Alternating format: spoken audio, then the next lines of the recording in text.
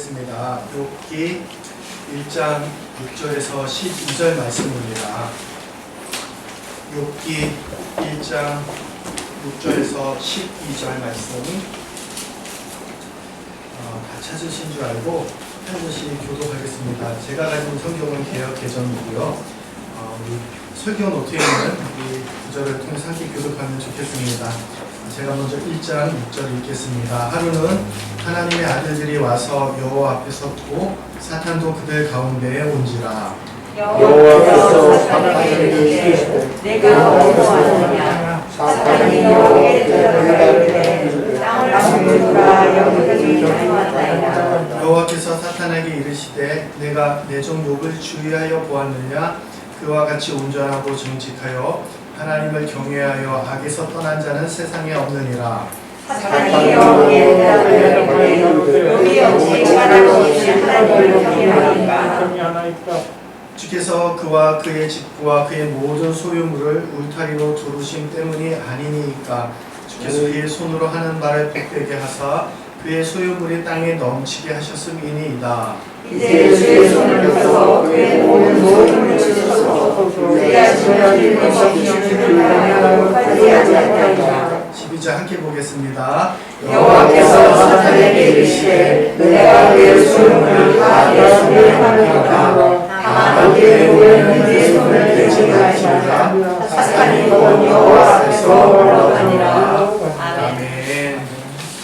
네, 살짝 긴장이 되는데 아마 거리도 너무 제가 생각보다 가까워서 아마 더 긴장하면서 좀 원고를 더 많이 보지 않을까 생각이 들면서 라디오를 그렇게 들어주시면 더 도움이 될 것 같습니다. 제가 전에 성경 공부를 인도할 때 교재에 이런 질문이 있었습니다. 당신은 예수님을 왜 믿으십니까? 그래서 인도하면서 그 같은 그룹 안에 있는 어느 이제 집사님께 질문을 이제 그대로 드렸더니 아주 솔직하고 또 이 직설적으로 답을 주셨습니다. 복 받기 위해서 예수 믿는다. 이렇게 아주 간단하면서도 또 명료하게 말씀해 주셨습니다. 그리 틀린 답은 아닌 것 같습니다. 우리가 복 받기에 예수님을 믿고 그래서 우리가 노래하고 기도해 줄 때도 당신은 사랑받는 사람, 꼭 복 받은 사람이다. 우리가 실제 그렇게 말하기 때문입니다. 하지만 그 교재에서 말한 그 정답은 사실 이제 하나님과의 바른 관계로 회복하는 것, 또 예수님을 왜 믿습니까? 하나님의 자녀가 되는 것, 이런 교재에 답이 있었기 때문에 사실 그 지사님의 답을 듣는 순간 이제 살짝 당혹스러웠는데 아주 틀린 답은 아니지만 생각해보면 뭔가 2% 살짝 부족해 보이는 듯한 그런 느낌의 답이었기 때문입니다. 여러분은 이 질문과 그리고 그 답에 대해서 어떻게 생각하십니까? 예수님을 왜 믿으십니까? 정말 복받기 위해서도 우리가 믿을 수 있고 또 구원받기 위해서 그리고 또 이 영원한 생명을 얻기 위해서 천국에 가기 위해서 크게는 같은 맥락 안에 있겠지만 이렇게 각자 다양한 답을 말할 수 있다고 생각합니다. 왜냐하면 우리가 실제 살아가는 동안 건강의 문제도 있고 또 재산의 문제도 있고 또 자녀의 문제 그리고 사업의 문제 여러 가지 문제 등을 통해서 하나님을 찾아오고 또 그러한 일들을 통해 하나님을 만나고 또 우리의 신앙이 자라기 때문입니다. 그런데 한 가지 이러한 신앙생활의 시작과 또 계속되는 그 맥락 안에서 우리가 한 가지 주의할 것은 마침 오늘 또 이 본문에서 사단이 가지고 이 문제 또 이러한 신앙의 형태를 가지고 우리를 힘들 때가 있다는 사실인데 하나님께서 복을 주시고 그리고 또 뭔가 해결해 주실 때 우리에게 이 기도의 응답을 주실 때에 우리가 그러한 까닭이 있어서 또 그러한 다 어떤 해주시는 것들이 있어서 우리가 하나님을 믿는다 또 하나님을 그 믿는 이유가 있다 그렇게 말하게 되기 때문입니다. 그래서 이 욥기 1장에서 사탄이 우리의 그 점을 파악하고 이제 딱 꼭 집어 그렇게 말한 것인데 하나님께서 복을 주셔서 사람은 또 이 욥은 하나님을 경외한다고 그리고 그렇기 때문에 까닭 없이 하나님을 믿는 사람은 없다고 또 욥도 그러할 것이다 라고 그렇게 말한 것입니다. 소원을 들어주시고 또 이 욥의 그러한 생활들과 삶의 환경들을 지경을 넓혀주시고 또 그 복을 주셨기 때문에 그가 믿는 것이고 또 하나님을 두려워하고 경외하는 것이지 이유가 없이 까닭 없이 그렇게 하나님을 믿지 않을 것이라 그렇게 하나님께 나아갑니다. 영어 성경에도 no reason으로 또 for nothing으로 그렇게 말하면서 아무 이유 없이 그리고 또 아무 조건도 그리고 아무 언행도 없이 그렇게 하나님을 경외하지 않는다. 무슨 이유가 있을 거라. 그래서 욥도 그 하나님을 섬기는 것이라 그렇게 사단이 이제 하나님께 접근하며 말하는 것입니다. 만약 정말 고통과 고난 그리고 이 어려움과 힘든 일들만 우리 가운데 계속 일어나게 된다면 어느 누가 하나님을 믿고 끝까지 순종할 수 있을까? 정말 곰곰이 생각해보면 그는 정말 어려운 일이라고 생각이 듭니다. 그래서 이것이 사탄의 그 주장인데 한마디로 그래도 뭐가 주고받는 것이 하나님 사이에라도 우리가 거래하는 그 무엇이 있기 때문에 그래서 하나님을 믿는 것이지 괜히 욥이 또 사람들이 하나님을 믿겠습니까? 라고 하는 것입니다. 어찌 보면 참 합리적이고 그럴듯한 그런 논리이고 말입니다.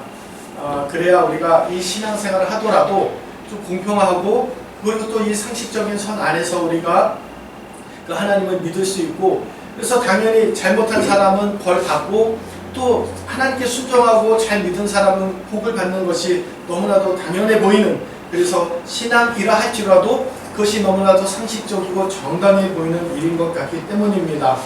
잘못한 사람 벌 받고 또 잘한 사람 상 받는 일 그것이 정말 타당하고 합리적인 하나님께서 하실 일이라 생각하는데 혹시 여러분은 이 일들에 관하여 어떻게 생각하십니까? 돌이켜 하나씩 우리의 삶과 다른 사람들의 그 생활들, 신앙생활을 보면 어떨 때는 이 말이 정말 맞다 싶을 때도 참 많이 있습니다. 수고한 만큼 대가를 받고 그리고 또 믿는 것만큼 잘 되는 것 그것이 참으로 합리적이고 또 공평한 일이기 때문입니다. 그래서 하나님을 믿고 섬기는 일도 마찬가지로 느껴져서 열심히 수고하고 또 봉사하는 일들 또 열심히 기도하고 또 열심히 예배하는 이 모든 우리들의 수고로 인해 우리가 잘 되고 또 우리가 또 믿고 그 의지하는 그만큼 하나님께서 은혜를 베풀어 주시고 우리의 어려움과 또 이 기도의 제목을 들어주신다는 것 이것은 너무나도 마땅해 보이는 그러한 일이기 때문입니다. 그래서 우리가 기도하고 또 서로 얘기하고 신앙생활을 하면서 또 말씀드린 것처럼 열심히 잘하고 있는데 혼내고 어려움이 생기고 힘든 일이 있다면 누가 그 하나님 앞에 원망하고 또 불평하지 않을 사람이 몇이나 되겠습니까? 그렇지 않아도 눈에 보이지 않는데 그 하나님을 믿는 것 자체가 아무런 현실적인 증거도 또 아무런 어떠한 그 원인 관계성도 없어 보이는 그래서 보이지 않는 하나님을 믿을 수 있다는 것은 우리 육체를 가진 인간으로서는 그리 쉬운 일은 아닌 것 같습니다. 한때 저는 마치 하나님께 무엇을 해 드릴 것처럼 그렇게 기도했습니다. 그래서 이것을 이렇게 해주시면 또 이렇게 하나님께서 이루어 주시면 하나님을 더 열심히 섬기겠다, 또 일하겠다 그렇게 말하고 그래서 제가 마치 하나님을 위해서 그렇게 신앙생활을 하는 것처럼 그렇게 기도하고 또 신앙생활을 했습니다. 좀 돌이켜보면 어떻게 보면 이제 하나님과 거래하는 것 같다라는 인식이 좀 싹 들기 시작했는데 어쨌든 그 당시에는 그래야 좀 더 이 신앙생활이 합리적이고 또 튼튼하게 그렇게 계속될 수 있었다 그렇게 믿었기 때문입니다. 그리고 우리는 보통 이러한 신학을 이제 보상신학 그리고 또 이 믿음신학이라 그렇게 말하기도 하는데 이것이 이 신명기 말씀 안에서 나타났기 때문에 우리는 이것을 이 신명기적 신학이라 그렇게 말하기도 합니다. 우리가 잘 아는 것처럼 순종하면 복을 받고 또 불순종하면 벌을 받는다는 그 말씀 때문인데 이 레위기 26장 그리고 또 신명기 28장에 잘 나타나 있는 것처럼 그렇게 또 다른 표현으로 이 신명기적인 신학은 또 이 인과율의 법칙이다. 즉 이 원인과 결과에 따라 그렇게 상과 벌이 주어지기 때문에 그렇게 말합니다. 다른 종교에서는 인과 응보다 그렇게 말하기도 합니다.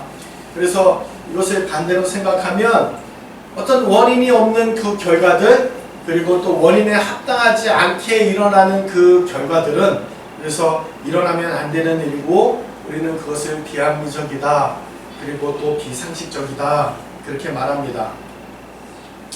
예수님 당시에 이러한 신학 사상이, 이러한 보상 신학 사상이 만연해 있었는데, 이제 지위가 높고 또 자녀가 많고 건강하고 또 잘 먹고 그래서 잘 살면 당연히 그 사람은 하나님의 말씀대로 잘 믿고 순종한 사람, 그래서 하나님께서 복 주신 사람이다 라고 그렇게 말했습니다. 그러니까 그 사람의 결과, 그 삶의 그 현실을 보고 그렇게 해서 그 사람이 하나님 앞에 어떻게 행동했던 사람인지를 그 결과를 통해서 사람들이 가늠한 것인데, 반대로 병들고 그리고 못 살고 버림받고 그런 사람이라면 하나님께 그가 불순종하여서 그래서 하나님께서 그를 저주하신 것이라, 또 벌받은 사람이라 그렇게 생각했습니다. 그래서 예수님은 그들의 그 겉과 속의 다른 모습들, 특별히 종교 지도자들을 위선적이라 말하고 또 회칠한 무덤 같다, 가식적이다 그렇게 질타했습니다. 왜냐하면 사실 우리가 눈에 보이는 것처럼 사람들의 신앙의 행태가 꼭 그렇지만은 않기 때문입니다. 그러한 일들은 지위가 높고 또 잘 산다고 해서 그렇게 그 사람이 하나님께 복받은 사람은 꼭 아니기 때문입니다. 그러면 우리 기독교가 그렇게 이 인과응보의 다른 종교와 별반 다를 것이 없다는 것입니다.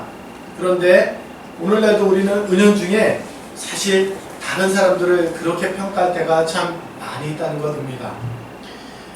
우리 안에서 저 사람은 하나님을 잘못 믿어서 저렇게 힘들고 아프고 또 어렵다 그렇게 말하기도 하고, 뭔가 잘못한 것이 있어서 인생이 저렇게 계속 꼬이는 거야, 또 어려운 거야 라고 그렇게 다른 사람들의 신앙생활을 또 진단하고 평가하기도 하고 심지어 나아가 정죄하기도 합니다.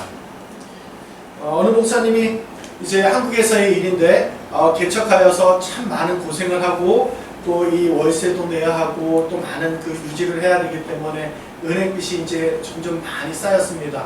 그래서 이제 너무 힘든 그럴 때에 좀 여유에 있는 그 친구 목사님을 찾아가서 도움을 좀 요청했는데, 실제 어떤 도움을 주기보다 회개하라고, 뭔가 잘못한 일이 있어 목회도 어렵고 또 생활도 어려운 것이라고 그렇게 오히려 꾸중하고 또 책만만 듣고 왔다 그렇게 한 게 나눈 적이 있습니다. 생각해보면 그분이 저희가 모두 잘 아는 그 당시에 그런 분이었는데 얼마나 많이 하나님께 매달리고 또 목회와 또 자신의 신앙의 양심을 위해서 그렇게 정직하게 목회하려고 최선을 다한 분인지 많은 사람들이 잘 알고 있는 그러한 분인데, 주변에서는 몇몇 분들이 자꾸 이제 죄가 지은 것이 있고 뭐가 잘못한 것이 있으니까 이렇게 어려울 거다 이렇게 자꾸 말씀하시면 목회가 안 되니 회개하라 그런 말을 들을 때마다 참 많이 마음이 아팠다고 합니다. 뭐 사실 우리가 다른 사람 속은 모르니까 정말 그분이 죄를 지었는지 뭔가 그분도 모르는 그 실수나 또 잘못이 있는지 그것은 정말 모르겠지만, 적어도 우리가 하는 한 그 모르는 죄 때문에 그분이 그만큼 어려움을 당해야 하는지, 그리고 정말 그분이 그렇게 신앙의 양심에 거리낄 만큼 또 잘못을 저지르고 있는지 우리는 어느 정도 그분의 삶을 알기 때문에 이 말들, 그 친구의 조언이 그렇게 이해가 되지 않았습니다. 오히려 어쩌면 현실적인 도움을 더 주었으면 어떠했을까 생각해 보면서, 정말 우리는 목사를 할지라도 그리고 신앙생활이 오래 연륜이 있는 분이라 할지라도 이렇게 그 누군가의 삶을 또 평가하며 얼마든지 정죄할 수 있는 상황이다 이렇게 말씀드립니다. 이렇게 이 인과율이 스며든 보상 신학이라고 말하는 것이, 그것이 우리의 삶에 이렇게 스며들어서 우리도 그렇게 누군가에게 말하여 적용된다면 우리는 그럼 정말 이 상식적이고 합리적인 이 원리에 의해서 정말 우리는 신앙생활을 잘할 수 있을까? 정말 자신이 있을까? 그것도 하나님께 좀 곰곰이 생각해 봅니다. 하나님과 주고받는 이 신앙생활이 우리의 이 미스테리한 또 이해할 수 없는 이러한 신앙생활들을 다 해결할 수 있는 그러한 속 시원한 답이 바로 이러한 이 인과응보, 또 이 인과율에 매여 있는 이러한 우상신학에서 다 해결받을 수 있을까 좀 생각해 본다는 것입니다. 그래서 눈에 나타난 대로가 정말 그 예수님 당시 유대인들처럼 또 그 목사님처럼 이 나타난 결과가 모든 것을 다 말해주는 것일까? 정말 그대로 믿어도 될까? 그래서 잘하면 상 받고 못하면 벌 받는 방식으로 우리가 다 이렇게 신앙생활하고 잘 삼을 수 있을까? 그건 아니라는 그런 사실입니다. 그리고 이것으로 우리는 모든 다른 사람들의 신앙을 평가할 수 없다는 사실입니다. 오늘날도 여전히 하나님의 말씀대로 살기 위하여 애를 쓰는 너무나도 많은 그렇게 신앙의 사람들이 있기 때문입니다. 때로 하는 일마다 안 되기도 하고 때로 아프기도 하고 그래서 그 일들을 보면 이러한 이 인과응보식의 이러한 이 신앙의 원리가 너무나도 이해하기 힘들기 때문입니다. 받아들이기도 싫기 때문입니다. 그리고 또 어쩌면 정작 더 우리를 힘들게 만드는 것은 이러한 사실이 아니라 오히려 이 반대의 경우인데 나쁜 일을 해도 잘 되고 그리고 정말 신앙생활도 제대로 하지 않는 것 같은데 하는 일마다 잘 되고 또 잘 사는 모습을 보면 더 화가 난다는 말입니다. 어쩌면 더 하나님 살아계시지 않은 것 같고 믿기 싫다는 말이죠. 그래서 정말 그렇다면 우리는 신앙생활하며 하나님께 따지듯 묻지 않을 수 없다는 것입니다. 우리에게 일어나는 이런 일들이 정말 합당하고 공평한 처사일까? 하나님 왜 이토록 이 신실한 하나님의 사람들에게 또 이 고난과 또 고통을 받게 하실까? 왜 이렇게 사람들을 대하십니까? 라고 기도하며 하나님께 원망할 수 있다는 사실입니다. 그래서 이 욥기에서 우리가 이 삶의 모순을 통해서 이러한 이 인과 원리에 매이지 않는 그 하나님의 전능하심과 그리고 하나님의 일하심의 방식, 은혜를 생각해 본다는 것입니다. 이 욥의 고난에 대한 친구들의 이해와 그리고 이 생각을 보아도 그들이 얼마나 하나님을 이 인과 원리의 이 신앙의 관점으로 그렇게 이해하고 있는지 우리가 말씀을 통해 이렇게 잘 알고 있는 이 욥기서를 통해 보기 때문입니다. 그리고 그들도 이 욥의 고난이 바로 그렇게 하나님께서 이 욥의 잘못에 대해 벌하신 거라 그렇게 생각했기 때문입니다. 그리고 욥도 그런 면에서 자유하지 못했는데 자신이 무슨 잘못을 하지는 않은 것 같은데 하나님께서 이 벌하시는 것이 좀 이해가 되지 않았기 때문입니다. 그런데 이 살펴보는 것처럼 이러한 생각 속에서 우리에게 일어나는 이 고난과 그리고 그렇게 하시는 이 하나님의 섭리에 대해서 이해하지 못하면 이 모든 일은 이 욥의 죄에 기인한 일이고 그리고 하나님의 저주라고 밖에는 달리 단정 지을 수 없다는 것입니다. 그리고 성경을 보면 욥은 그런 불순종하고 불의한 사람이 아니기 때문에 이 말은 전혀 이해가 되지 않습니다. 성경은 오히려 그를 참으로 신실하고 경건한 사람이라 그렇게 소개하는데 제가 욥기 1장 1절을 읽어드리면 온전하고 정직하여 하나님을 경외하며 악에서 떠난 자, 우리가 너무 이렇게 잘 알고 있는 욥의 삶의 모습이고 또 신앙의 태도입니다. 이 고난의 문제를 이해하는 데 너무 중요한 열쇠입니다. 그는 온전하고 정직하여 악에서 떠난 사람입니다. 우리가 보기에 고난받을 만한 조건이 하나도 없고 오히려 복을 받으면 받았지 그래서 그 복이 유지되거나 점점 그 축복이 커지면 커질 사람이었지 전혀 이 하나님의 이 저주를 받을 사람이 아니었다는 사실입니다. 얼마나 신실했는지 우리가 잘 아는 것처럼 5절에도 욥은 그의 자녀들이 생일 잔치를 치르고 나서 이 죄를 범하여 마음으로 하나님을 욕되게 하였을까봐 이 자녀들을 다 불러다가 성결하게 하고 하나님께 번제를 드린 그러한 사람입니다. 그래서 그의 이 신실한 삶에 대해서는 하나님께서도 인정하시고 또 선언하시는 바 8절에 보면 사탄에게 이렇게 말씀하십니다. 8절에 내가 내 종 욥을 주의하여 보았느냐 그와 같이 온전하고 정직하여 하나님을 경외하며 악에서 떠난 자는 세상에 없느니라. 이것이 욥에 대한 하나님의 평가였습니다. 이 욥과 같이 온전하고 정직하여 하나님을 경외하며 악에서 떠난 자가 세상에 없다라고 평가합니다. 생각해 보시면 이 말은 결코 쉬운 말이 아니라는 것을 이해하실 겁니다. 사람들에게서 칭찬받고 인정받는 것도 굉장히 어려운 일인데 하물며 이렇게 하나님께 그 중심과 속을 다하시는 하나님께 이러한 인정을 받는다는 것은 정말 대단한 일입니다. 그래서 성경에서 하나님 보시기에 악하다, 하나님 보시기에 잘못된 사람들이 얼마나 많이 있는데 정말 하나님 보시기에 정직하고 온전하고 경외하며 악에서 떠났다, 이러한 칭찬을 받는 것은 대단한 일입니다. 한때 이 많은 사람들이 이 간증 집회에 그 강사로 이렇게 참 많이 다녔습니다.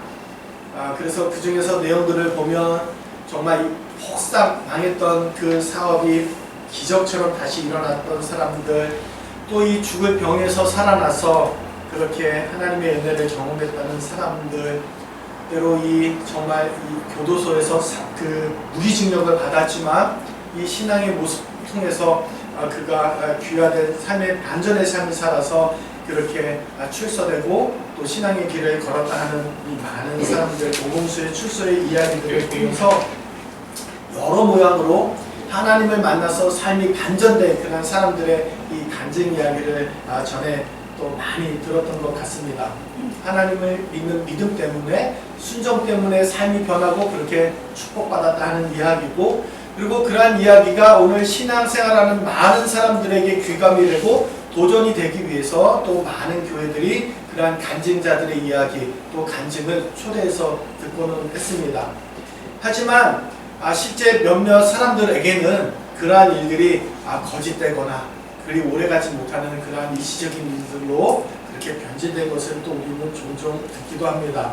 그 배후에서 일어났던 악행들이나 또 그 범죄함을 우리가 보게 되는데, 참 마음 아프게도 많은 신앙인들이 또 그렇게 간증했던 사람들이 그 고백과 삶이 일치되지 않는 많은 모습들을 보는데, 그런데 그들의 그 성공한 이 스토리의 것들, 또 건강과 그리고 또 재산, 그런 말만 듣고 그들을 하나님께 못 받은 사람이다, 그래서 우리도 그러한 복을 이렇게 받아야 한다, 이렇게 수고하고 헌신해라 라고 이렇게 한다면 정말 우리가 그 사람처럼 복을 받을 수 있을까?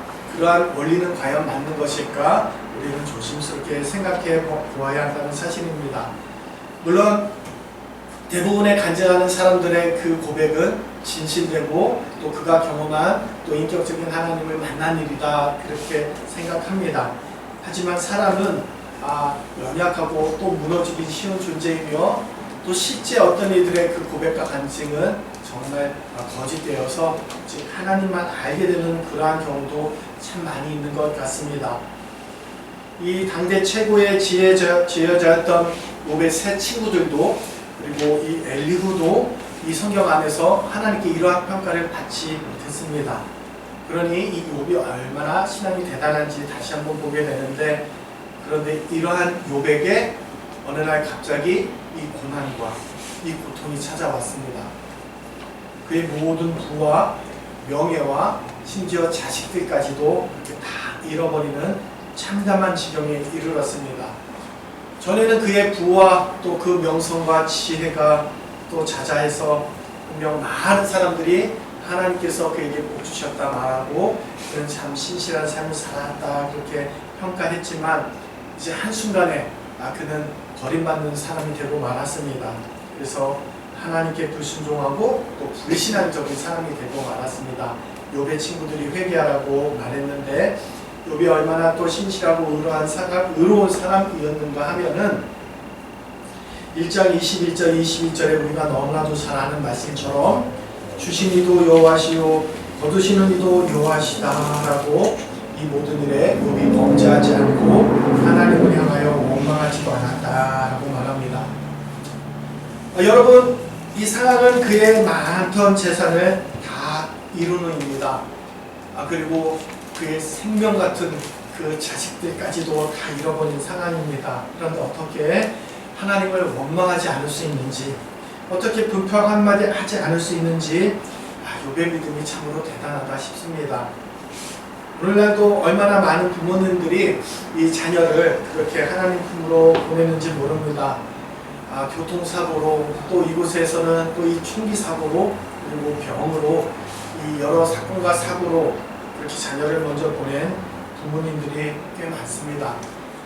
그 부모의 심정을 누구도 헤아릴 수 없을 것 같아 사실 이렇게 감히 말씀드리는 것조차도 두려운 일이라 생각합니다. 정말 말 그대로 이 하늘이 무너지는 그 경험을 한다 싶고, 그래서 어떻게 그 감정을 감히 말할 수 있을까 고민하지 않을 수 없는데, 그런 그 충격과 그리고 이 아픔 속에서 욥은 그 원망과 불평을 하지 않았습니다. 그래서일까 오히려 심지어 반대로 그 아내가 이제 하나님을 욕하고 죽으라 이렇게 말하는데, 이 사람이 정말 온전한 사람인지 미친 것인지, 정말 어쩌면 그 모든 것을 이런 실성한 것은 아닌지 의심이 들 만큼 너무 의연해 보았기 때문입니다. 지금 이렇게 보면 정말 아내가 맞는 것인지 욥이 맞는 것인지 분간하기 어렵습니다. 사탄이 이렇게 욥이 어떤 사람인지 잘 몰랐던 것 같습니다. 그리고 사람이 까닭이 없어도, 또 그 주고받는 것이 없어도 하나님은 하나님이시기에 그가 그 하나님을 신뢰하고 또 믿었던 것을 어쩌면 이 사탄은 이해하지 못했던 것 같습니다. 그 사탄의 관점에서 보면 이 은혜라고 하는 이 말도, 값없이 베푸시는 그 하나님의 선물도 그는 온전히 다 이해할 수 없었던 것 같습니다. 그래서 사탄이 생각하기에 이 사람들의 이 신앙 생활은 그렇게 합리적이고 공평하여서 그들이 이해할 수 있는 것 안에서 생각하고 또 경험할 수 있는 것 안에서 그렇게 하나님을 믿는다. 아마 이 사탄이 그렇게 사람들을 만들어가고 그 자신도 은혜를 모르는 그러한 존재였던 것 같습니다. 사탄이 처음부터 욥에 대해 하나님께 시비를 건 것은 바로 하나님께서 그를 복주시고 형통케 하셨기 때문이라고 말합니다. 하나님의 복으로 당대 최고의 정말 그 부와 명예를 거느린 그가 당연히 하나님을 믿고 순종하는 것은 당연한 일이라. 그래서 그의 믿음의 근거는 하나님께서 그 욥에게 주신 물질들, 자녀들, 명예와 건강, 그 모든 것에 성공한 삶에 있다, 이렇게 말했던 것입니다. 얼마나 많은 복을 받았으면 당대 최고라 그렇게 말하며, 종종 어떤 목사님들도 아주 큰 대기업의 그러한 회사들, 그러한 CEO에 견주어서 이 욥을 말하기도 하는 것을 보게 됩니다. 저는 좀 감이 안 오지만 아무튼 그런 그에게 하나님께서 주신 그 복을 끊으신다면 아마도 욥은 하나님을 향하여 욕하고 하나님을 떠날 것이라 그렇게 말한 것입니다. 사람이 어찌 까닭없이, 그래서 이유 없이 그 하나님을 경외하겠습니까? 하고 하나님을 충동케 했습니다. 하나님을 사랑해서가 아니라 하나님께서 주시는 그 선물 때문에 하나님을 사랑하는 거라 그렇게 하나님을 자극했습니다. 그의 말은 참 일리는 있어 보이지만 감사하게도 또 세상에는 그러한 거래의 관계, 그러한 원리로만 존재하지 않는다는 것입니다. 정말 그렇게 거래하는 관계로만, 주고받는 일로만 그렇게 존재했다면 세상이 얼마나 또 건조하고 그리고 무정했을까 생각만 해도 끔찍합니다. 벌 받는 사람은 더 많아질 것이고, 실수와 잘못 때문에 낙오되고 도태되고, 그래서 처진 사람은 더 많아질 것입니다.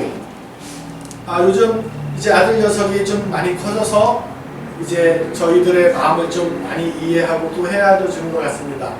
사소한 예로 보면 좀 힘들어 보이면 설거지도 해놓고, 그리고 또 미리 어떤 빨래들도 종종 이렇게 해놓고 하면서 예전에 같으면 그 다음에 용돈이 필요하니까 좀 용돈 좀 달라고 해서 그 속이 보이기도 했는데, 이제는 보니까 좀 고등학생이 되고 좀 커서 그렇게 속 안에 꿍꿍이가 있는, 다 계획이 있었구나 라고 하는 그런 짐작을 하지 않을 만큼 진심으로 그렇게 해주는 그 아들의 마음을 보게 되는데, 아마도 이 부모님들의 또 마음과 또 삶을 알았기 때문이라 생각합니다. 저도 제 부모님이 제게 무엇을 해주셔서 또 사랑하고 또 존경하지 않습니다.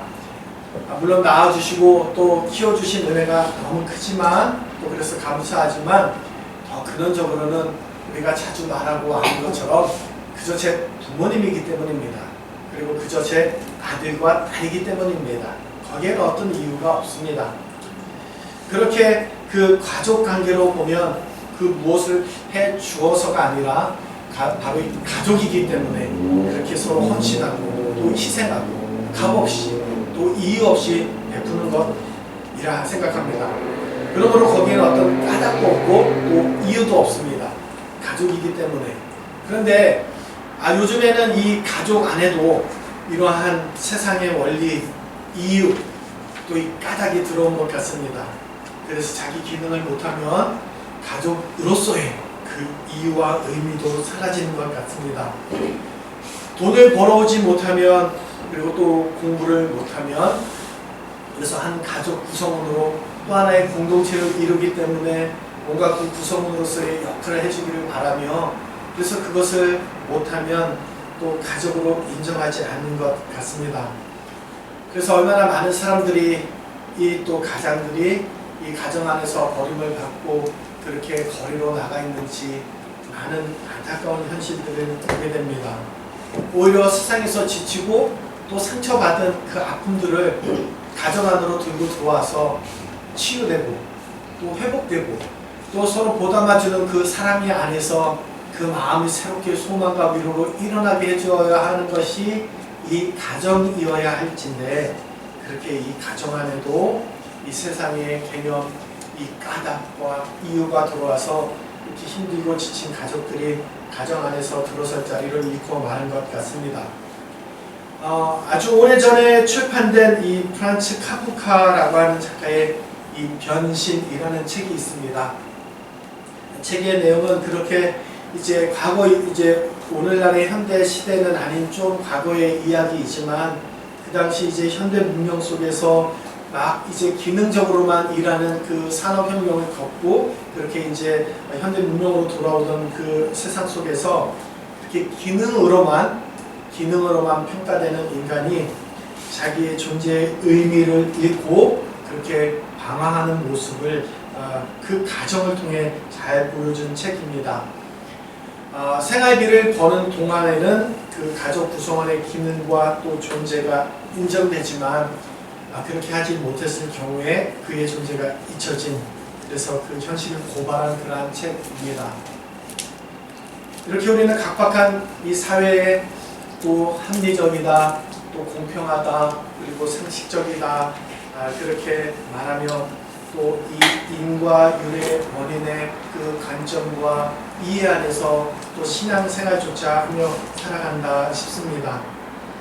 그러나 세상에는 그러한 가치와 또 논리만 존재하지 않는다는 것을 우리가 기억하고 때로 그래서 어쩌면 주고받는 것이 정당하여 그렇게 일어나지 않는 현실들 그래서 때로 어떤 관계 안에서 그렇게 하지 못했는데도 더 많이 어떤 혜택을 받을 때 그 일이 원망스럽고 불편해 보이는 일들 성경 안에서도 우리가 많이 찾게 되는 그 5시에 그 포도원으로 일하러 온 사람들 때로 하나님께서 우리가 생각하기에 합리적이고 상식적이지 않지만 베풀어 주셨던 그 하나님의 은혜들에 대해서 우리는 하나님 앞에 정당하지 않다 때로 그렇게 말하지만 그것은 우리의 이해와 경험 안에 있는 것이지 그것은 결코 하나님의 일하는 방식은 아니라는 것입니다. 역설적이게도 우리는 값없이 베풀어지는 그 은혜가 아니면 사실 결코 살아갈 수 없는 존재들이라는 사실입니다. 그리고 또 세상은 그 은혜 때문에 더 진정한 하나님의 역사를 바라보고 경험하는데 세상을 살면서 각기 그렇게 제 기능을 다 해야 한다면 그래서 그런 존재로만 살아가게 된다면 그것이 과연 정상적이고 완벽한 그러한 세상이 될까 한때 그러한 세상을 꿈꾸기 위해서 어떤 이들이 그렇게 낙오되고 처진 사람들을 제거하고 또 그렇게 하려고 했지만 그것은 망상이고 착각일 뿐인 것을 우리는 역사를 통해서 또 얼마든지 경험하기도 합니다. 사탄이 이 은혜가 무엇인지 알지 못했습니다. 그리고 욥에 대해서도 잘 몰랐습니다. 그는 그가 가진 소유와 성공 때문에 또 그에게 그렇게 부어주실 하나님을 기대하며 하나님을 경외하고 믿은 것이 아니었습니다. 그가 만신창이가 되고 몸에는 온몸에 구더기가 생기고 정말 이 뼈와 살이 붙어서 잇몸만 남아있는 그 순간에도 하나님을 욕하지 않았습니다. 하나님을 욕하는 많은 사람들의 그러한 충동과 그러한 현실 안에서도 묵묵히 그 중심을 지켰습니다. 발바닥에서 손수리까지 종기가 나서 그 질그릇으로 온몸을 팍팍 긁어대는 순간에도 그는 하나님을 욕하지 않았습니다. 어느 정도냐면 친구들이 그를 위로하려고 찾아왔지만 그를 알아보지 못할 정도로 몰골과 형편이 말이 아니었습니다. 욥의 고통이 얼마나 심했는지 친구들이 아무 말도 하지 않았습니다. 그러나 욥의 신앙이 위대한 점은 그 고난 중에도 하나님 앞에 그의 무고함을 안으며 하나님을 까지 찾고 기도했다는 점입니다. 억울해서 하나님께 변론하고 또 따지고 싶은 심정을 가지고도 나았겠지만 때로 그래서 그도 생애를 그가 태어난 날을 저주하면서 차라리 죽여달라 그렇게 호소하지만 그 순간조차에도 욥은 그 고통의 문제를 가지고 하나님께 나아갔다는 사실입니다. 하나님 앞에서 몸부림치고 또 하나님께 매달렸습니다. 여러 달째 답이 없고 친구들이 와서 자기의 의만 드러낼 뿐이 그런 상황이어서 욥에게는 아무런 도움이 되지 못하는 그때에도 욥이 계속 하나님을 떠나지 않아 기도했습니다. 피 흘리고 또 찢기고 죽어가는 그 순간이라 할지라도 하나님을 떠나지 않았는데 결국 그동안 지켜보시던 하나님께서 드디어 나타나셔서 사람들이 고난의 문제에 대해서 아무 답을 주지 못하는 상황에 욥기 38장에 그 폭풍우 가운데 나타나시며 욥에게 대답해 주셨습니다. 38장 5절에 제가 읽어드리면 무지한 말로 생각을 어둡게 하는 자가 누구냐? 너는 대장부처럼 허리를 묶고 내가 내게 묻는 것을 대답할지니라 하고 이 41장까지 약 이 70개의 질문을 욥에게 던지며 이 피조물인 욥의 연약함과 그리고 그 한계를 깨닫게 하셨습니다. 하나님께서 이 하나님의 현존으로 나타나는 상징하는 이 폭풍, 이 압도적인 자연현상을 통해 그에게 나타나시며 말씀하셨는데 사실 욥의 질문에 답하기보다는 하나님은 어떤 분이신지를 알려주시며 이 세상 피조 세계를 통해 또 이 피조물들을 통해 하나님이 전능하시며 또 위대하신 그 창조주이심을 또 감히 이 피조물이 그 이해할 수도 없는 또 상상할 수도 없는 이 존재에 아주 근원적인 차이가 있는 분임을 이 욥으로 깨닫게 하셨습니다. 인간이 얼마나 연약한 존재인지 그리고 하나님 없으면 살 수 없는 피조물인지 인식시켜 주셨는데 결국 인간은 하나님 앞에 아무것도 아니며 그리고 하나님을 떠나서는 살 수 없는 참으로 의존적이고 또 연약한 존재임을 그렇게 알게 하셨다는 사실입니다. 여기에는 생각해보면 결코 이 거래와 같은 이 인과율과 같은 원리의 그 조건의 관계가 있을 수 없습니다. 하나님께서 이 피조물의 그 무엇 때문에 존재하시거나 그렇게 거래를 하셔야 그 영광이 더 풍성해지고 존재하시는 분이 아니기 때문입니다. 그러므로 이 욥의 열심과 그리고 이 공로가 하나님을 더 하나님 되게 하시는 그러한 조건도 아니며 또 하나님은 그 때문에 그를 보상해서 무언가를 채워주어야 하는 그러한 분도 아니라는 사실입니다. 이해하기는 어렵지만 이렇게 이 욥에게 고난은 주어졌고 중요한 사실은 욥이 하나님을 붙들고 있었다는 것이며 하나님께서 그 욥을 떠나지 않으셨다는 사실입니다.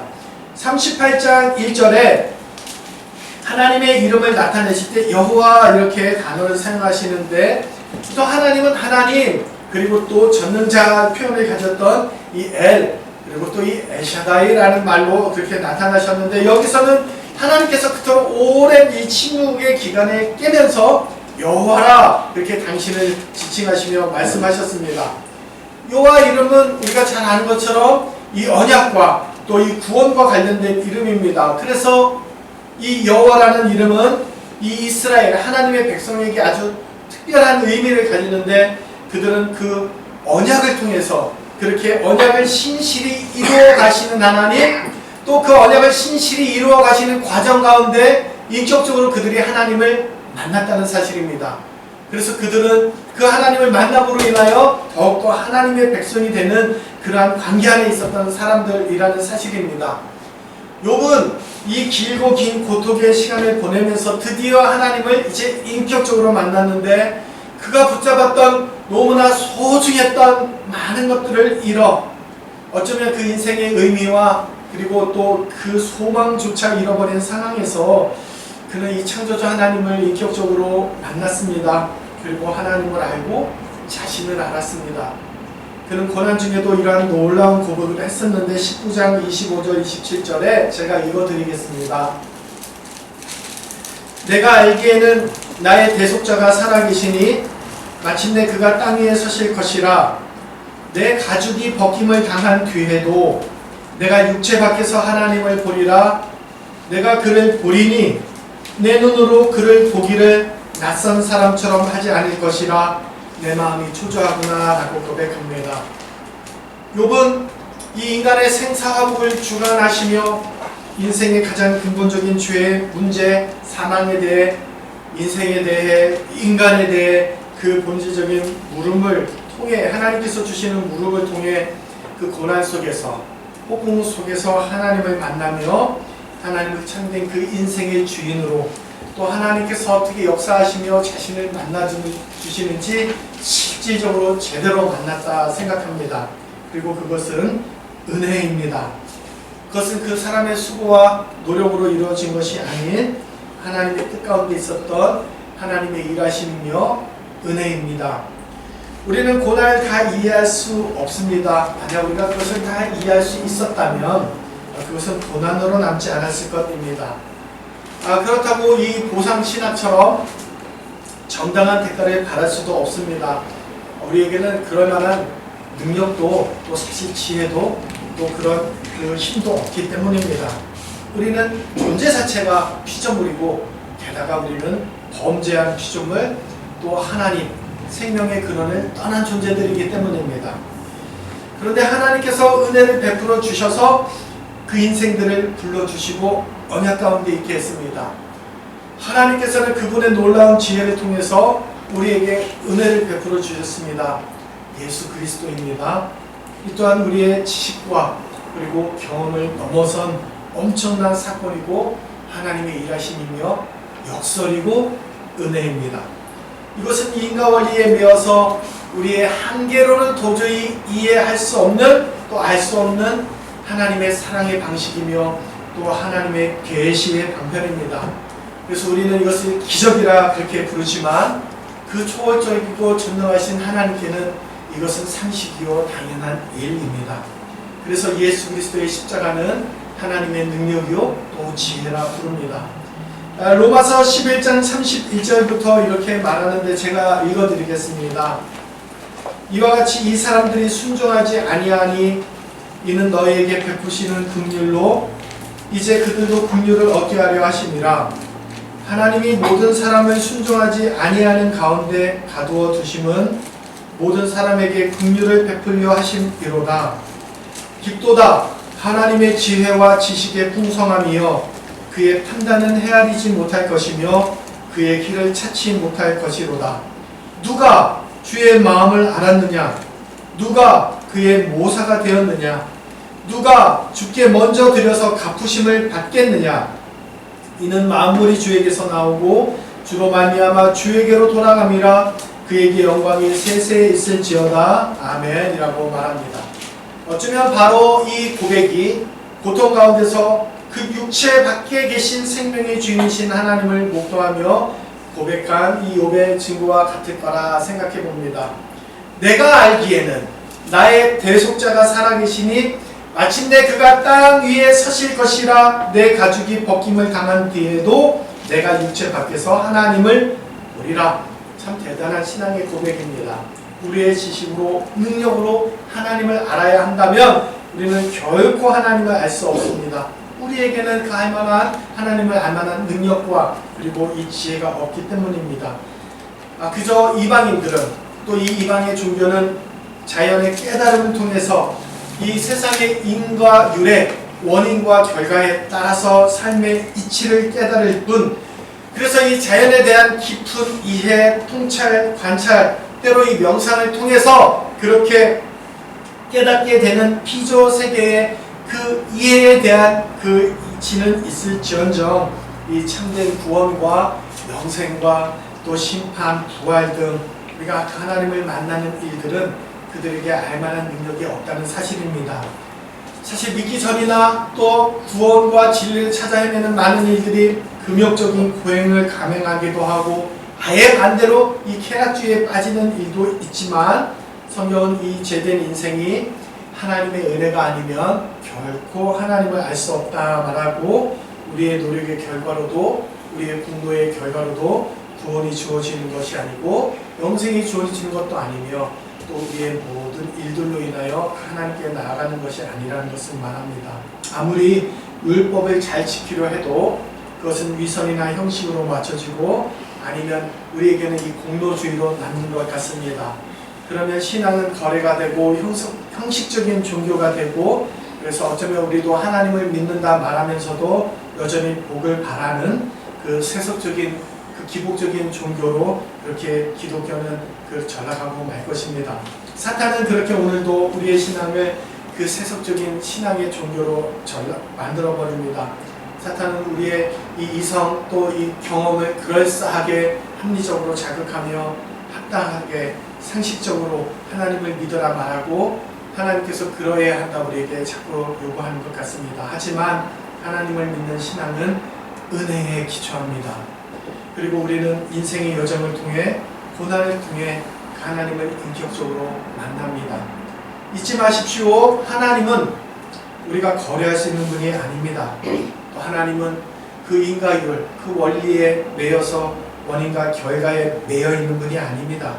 그것은 우리가 시간과 공간에 매여 이 유한한 인생들이 보기에는 당연한 일일지 몰라도 무한하시고 전능하신 그 하나님께는 우리가 합리적이다, 이성적이다, 과학적이다, 논리적이다 말할 수 있는 그 원리와 법칙에 매인 분이 아니라는 사실입니다.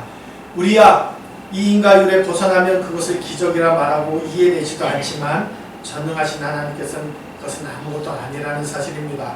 그러므로 성경이 말하고 읽어드린 것처럼 우리의 인식과 하나님의 인식은 다르며 따라서 이 고난의 의미도 다를 수밖에 없어 하나님은 그에게 직접적인 답보다 하나님께서 어떠한 분이신지를 알게 함으로 그가 더 진리 가운데 가깝게 나아가게 하셨다 생각합니다.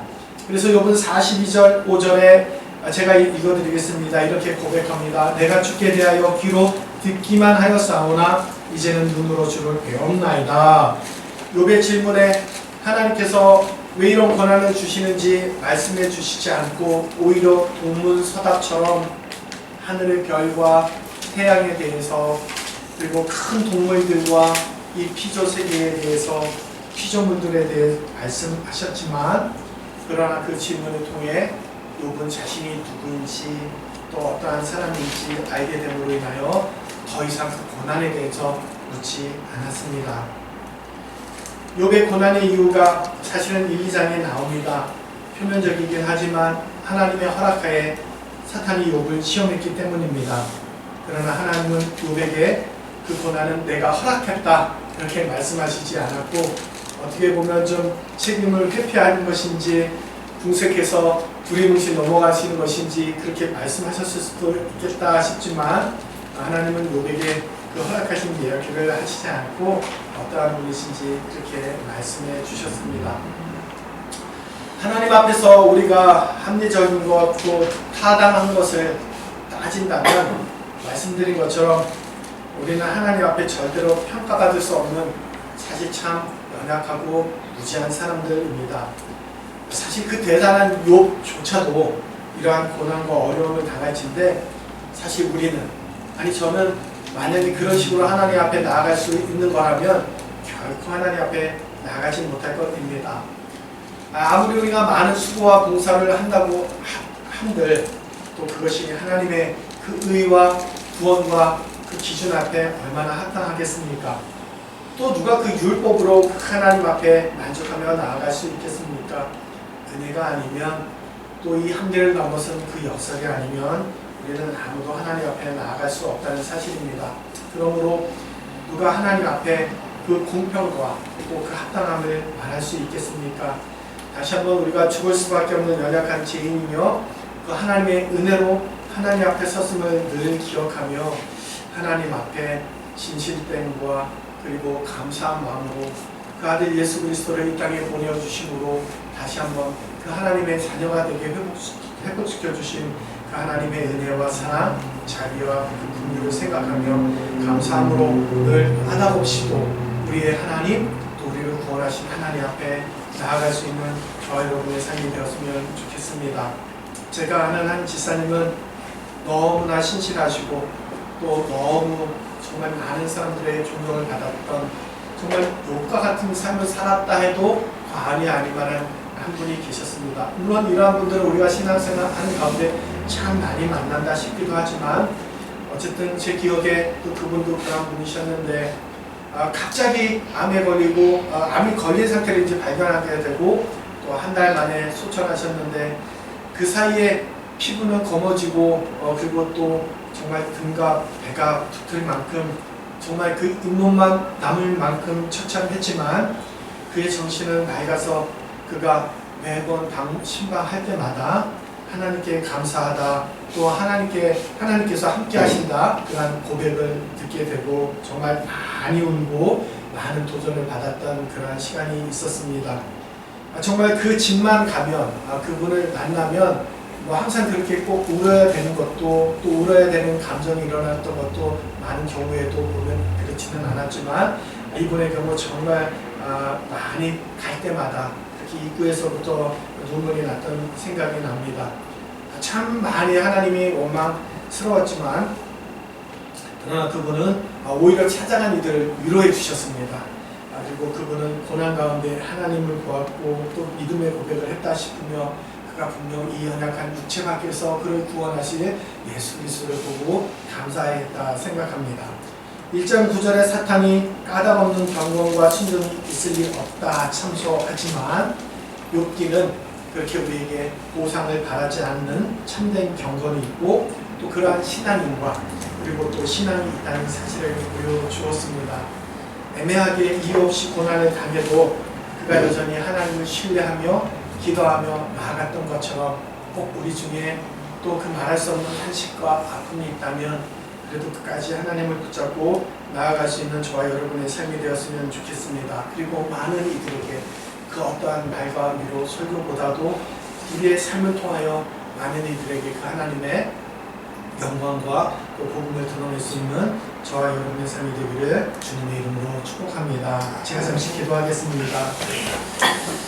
하나님, 피조물인 우리가 어떻게 위대하신 창조주 하나님을 다 알겠습니까?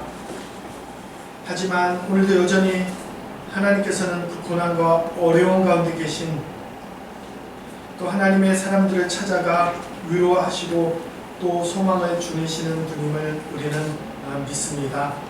하나님, 고난 가운데 있는 우리 사랑하는 많은 성도들에게 찾아가 주사 성령께서 위로하여 주시고 하나님의 소망으로 충만하게 채워주시며 까닭이 없지만 이유가 없지만 그래서 때로 세상 사람들은 손가락질하고 또 정죄하지만 우리의 중심이 불붙듯하여 그 하나님을 향한 은혜에 감사하며 나아가는 그 믿음의 고백으로 넉넉히 이길 수 있는 우리의 모든 신앙과 삶이 되게 하여 주옵소서. 예수님의 이름으로 기도드립니다. 아멘.